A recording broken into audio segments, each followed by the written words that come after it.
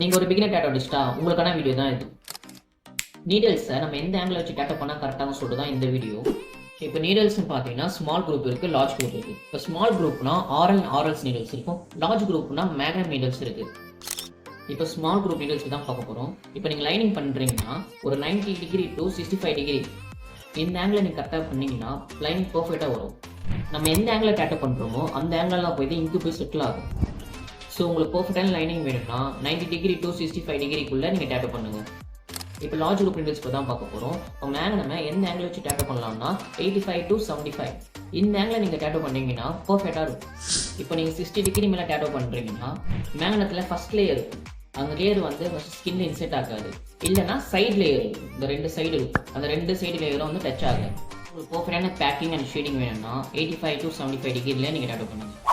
So இந்த video உங்களுக்கு ரொம்ப யூஸ்ஃபுல்லாக நினைக்கிறேன். உங்கள் பிகினர் டேட்டோ ஆர்டிஸ்ட் ஃப்ரெண்ட்ஸ் யாரா இருந்தால் இந்த வீடியோ ஷேர் பண்ணுங்கள். தேங்க்யூ.